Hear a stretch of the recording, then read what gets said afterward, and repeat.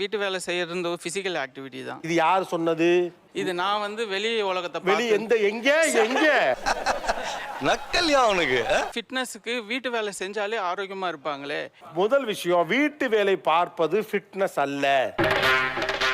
இல்லை, நான் உதாரணமாக அவங்க அம்மாவை தான் நான் எடுத்துக்கிறேன். காலையில் 3 மணிக்கு எழுந்திருப்பாங்க, நைட்டு படுக்கிறது 11 மணி 10 மணிக்கு தான் படுப்பாங்க. என்ன கொடுமை சரவணன். என்ன வேலை பண்ணுறாங்கன்னு கேளுங்க. அவங்க வந்து காலையில 3 மணிக்கு மார்க்கெட் போய் காய்கறி வாங்கிட்டு வந்து முழு நேரமும் காய்கறி விற்பாங்க. நான் குமார் அவசரப்பட்டிய. ஆக்சுவலா உங்க மாமியாரு இப்படி எல்லாம் உழைச்சது எதுக்காக நினைக்கிறீங்க? பசங்களையும் நல்லபடியா அந்த பிள்ளைங்க எல்லாம் சௌரியமா இருக்கணும் தானே. அவனை மாட்டாடா என் பம்பர கட்ட மண்டையா. அந்த சௌரியத்தை கொடுங்க அப்படின்னு சொல்றான், அவ்வளவுதான். ஐயோ, அம்மாக்கள் அதிகமான வீட்டு வேலை பார்த்து உடல்நலம் குன்றி போனார்கள். நம்முடைய எல்லா அம்மாவுக்கும் முட்டி பிரச்சனை இருக்கு. நம்முடைய அம்மாக்கள் எல்லாருக்கும் அடிவயிற்றில் பிரச்சனை இருக்குது. அவங்களாம் ரொம்ப ஃபிட்டாக இருந்தாங்க, ஏன்னா வீட்டு வேலை பார்த்தாங்க அப்படின்னு சொல்கிறதோட ஐடியாவே என்னன்னா, நீ வீட்டு வேலை பார்த்துக்கிட்டே இருன்னு சொல்கிறது தான்.